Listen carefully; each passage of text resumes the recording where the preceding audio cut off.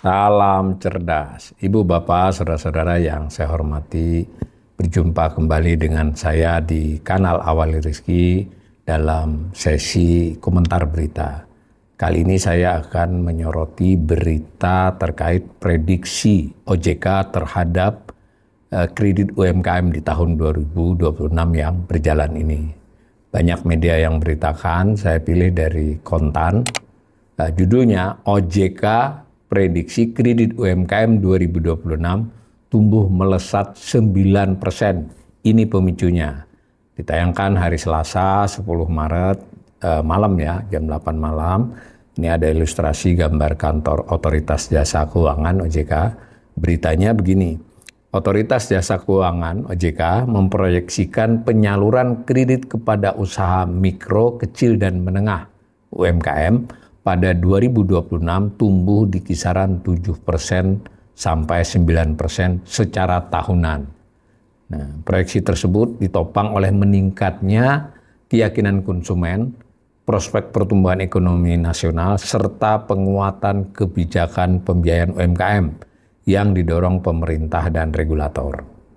Nah, Kepala Eksekutif Pengawas Perbankan OJK, Dian Ediana Rai, mengatakan, jadi sumber berita ini adalah dari Kepala Eksekutif Pengawas Perbankan OJK ya.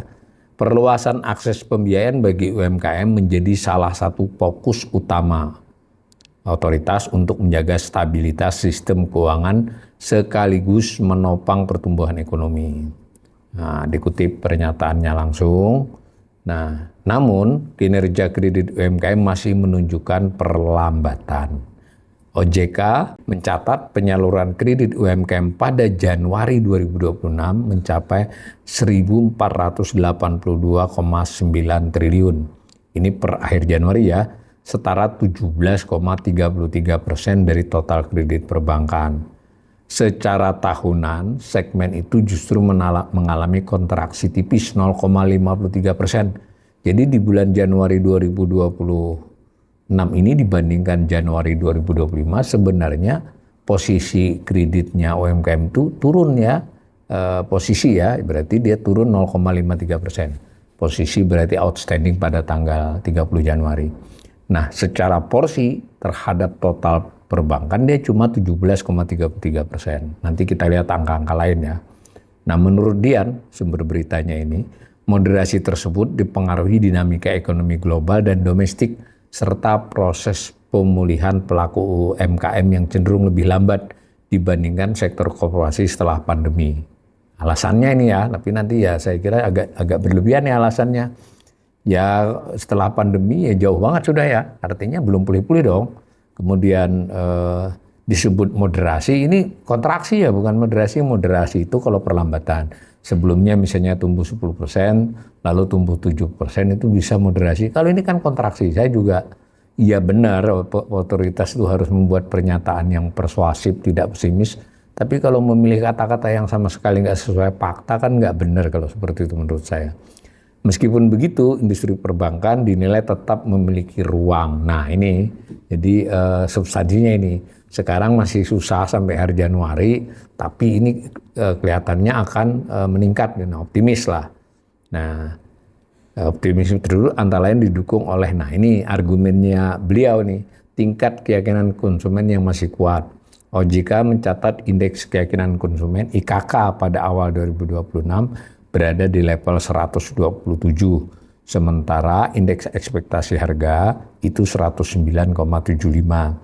Kedua indikator ini menunjukkan tren peningkatan dalam setahun terakhir dan mencerminkan optimisme masyarakat terhadap kondisi ekonomi. Nah ini kan IKK ini dikeluarkan oleh Bank Indonesia ya surveinya. Benar ini artinya dalam fase optimis ya di atas 100 dan ekspektasi harga juga masih baik. Tapi saya ingin mengingatkan IKK sepanjang tahun 2025 itu optimis ya. Hasilnya nanti kita lihat. Jadi apakah optimisme IKK segini ini akan mendorong kredit UMKM, itu sebetulnya adalah argumen yang kurang kuat berdasarkan data historis. Tapi nggak apa-apa lah, optimis kok ya. Selain itu, momentum konsumsi menjelang Lebaran pada kuartal 1 2026 juga diperkirakan mendorong aktivitas UMKM. Ini alasan kedua nih. ada lebaran, lonjakan permintaan barang dan jasa, itu berpotensi. Tapi saya ingin ingatkan, tadi kan yang dikatakan pertumbuhan setahun, setiap tahun kan ada lebaran. Ya tentu kan kalau habis lebaran ada moderasi lagi.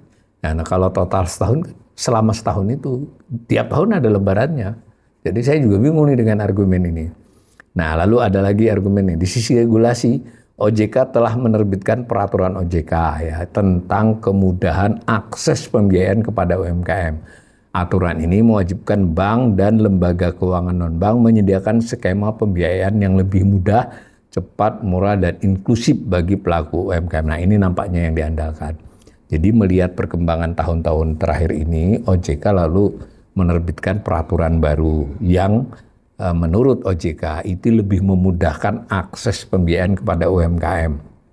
Akses ya, karena itu dianggap yang membuat laju kredit perbankan menurun, bahkan kontraksi tahun kemarin ya. Sebelumnya menurun 23, 24, 25-nya kontraksi. Jadi dengan aturan ini di 2026 diharapkan kan naik. Oke, kalau ini masih masuk akal ya, tapi kita belum tahu nih rincian dari aturan itu seperti apa. Dan yang penting dalam hal kredit ini baik UMKM maupun non UMKM itu likuiditas, ketersediaan dana satu hal, kemudahan mengakses hal kedua, tapi ada hal lain.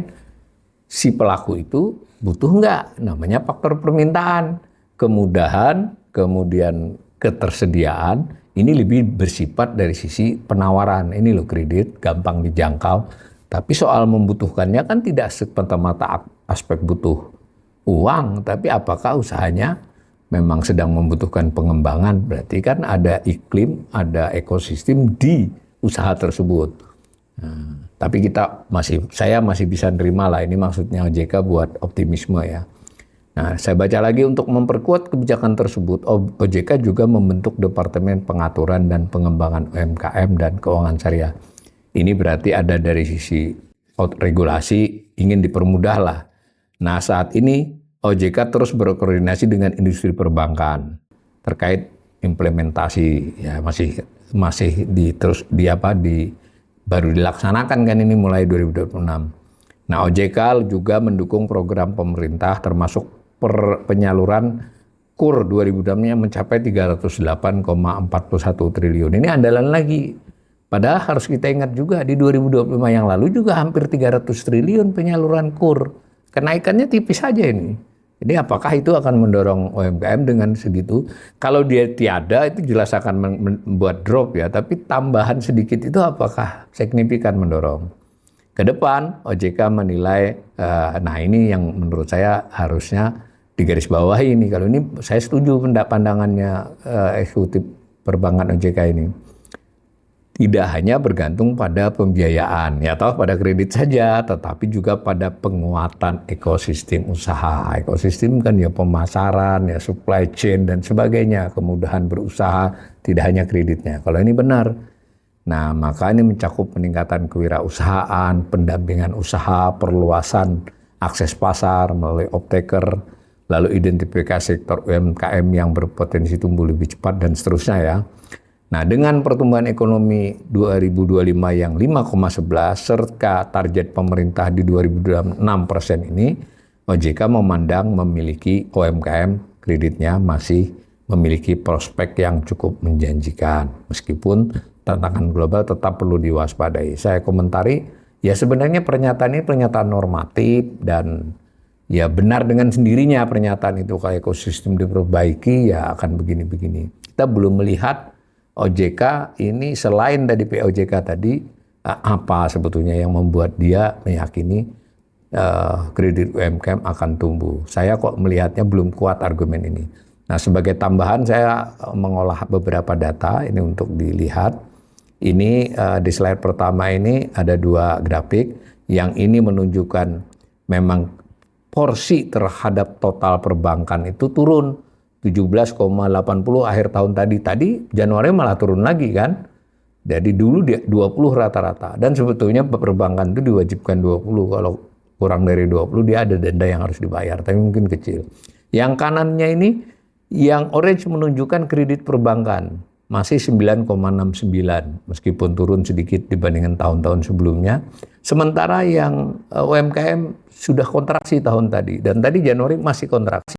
Nah, maka target 7% ya sebenarnya nggak terlalu tinggi itu, karena kalau low base effect berikutnya kan naik 7% justru masih belum kembali kepada masa lalu. Tetapi bagaimanapun tidak mudah ini membalik tren ini. Yang kedua, slide kedua untuk saya tunjukkan, kalau dari sisi 3 klaster itu, mikro, kecil, menengah, nah tampak bahwa yang mikro yang paling drop ya, yang usaha kecil masih bertahan, nah yang menengah itu turun. Jadi kalau nanti mau ditingkatkan totalinya, sebetulnya fokusnya harus kepada mikro ya, untuk untuk menggenjot seluruhnya. Yang kanan dari sisi peruntukan, kan ada 2, modal kerja atau investasi. Modal kerja ini benar-benar drop yang biru ini ya, sampai kontraksi kemarin. Datanya sampai November. Kalau yang investasi masih tumbuh meskipun, nah ini namanya moderasi. Dari 20 jadi 11 lalu jadi 7, itu moderasi. Kalau ini kan kontraksi. Ini masih mungkin, tapi yang biru ini memang bergantung pada kondisi real ya kan, kebutuhan untuk modal kerja itu. Sementara yang orange itu terindikasi memang ada kebutuhan ya, misalnya terkait dengan pelaku-pelaku MBG yang memperoleh kredit UMKM yang sifatnya kredit investasi. Jadi dia bertahan masih, itu contoh saja. Kalau modal kerja ini reguler. Nah, kemudian yang terakhir slide-nya adalah NPL. Jadi kredit macet di UMKM ini belum pernah setinggi ini sebelum-sebelumnya. Ini yang biru nih, mencapai 2 digit. Dulu malah sampai 4% saja. Kalau dipecah jadi 3, mikro, kecil, menengah, yang kecil juga 2 digit. Jadi di sini untuk tadi seperti kata saya, perbaikan kemudahan akses, ketersediaan dana yang didorong mungkin terutama di Bank Himbara untuk melayani kredit UMKM itu satu hal. Permintaan dari UMKM itu hal lain. UMKM kalau iklim bisnis, ekosistemnya, bahwa dia tidak memiliki keuntungan yang baik, kalau dia ngambil kan akan macet. Bank juga mesti hati-hati, mau direlaksasi kayak apa kan, kalau dia kira-kira nggak bisa bayar kan tetap nggak dikasih. Nah, kalau di sini juga kalau dia hati-hati, wong saya usahanya kurang untung, ngapain saya kredit, kecuali dia berniat buruk kan mengambil. Jadi dari kompleksitas ini saya melihat untuk memperbaiki kinerja sektor UMKM itu tidak hanya butuh soal kemudahan kredit, tapi hal-hal lain yang sebenarnya waktu dinyatakan tadi sudah benar. Perbaikan ini itulah termasuk sektorialnya. Dan yang lebih penting lagi, ekosistem keseluruhannya. Kita mesti harus melihat-lihat ini, apakah KDMP, apakah MBG itu justru menumbuhkan kredit UMKM atau malah tidak gitu, karena pelaku-pelaku UMKM-nya tidak banyak gitu, terutama yang mikro. Mungkin yang menengah masih ada karena dari pihak-pihak SPPG yang berasal dari usaha kelas menengah. Demikian ya, bukan saya mau pesimis, tapi tidak cukup pernyataan-pernyataan dan hanya perbaikan peraturan. Ini membutuhkan kerja OJK, kerja pemerintah, kerja kementerian lembaga teknis, dan yang penting kesempatan-kesempatan yang diberikan oleh pemerintah melalui proyek-proyeknya kepada UMKM. Nah, salah satunya kan transfer ke daerah juga berkurang. Pada mitranya transfer ke daerah misalnya dalam rapat, konseling, pengadaan itu banyak UMKM. Itu juga belum terhitung bahwa itu jadi variabel pengurang. Yang dinyatakan tadi variabel penambah, tapi kita harus hitung variabel pengurangnya. Kemungkinan menurut saya kredit UMKM sulit untuk tumbuh 9%, tapi memang akan tumbuh mungkin di kisaran 5. Mengapa? Karena tahun kemarin sudah kontraksi low base effect. Tetapi yang paling mengerikan adalah apakah perbankan bisa menurunkan NPL. Nah, mudah-mudahan kondisinya lebih baik dari yang saya perkirakan seperti itu.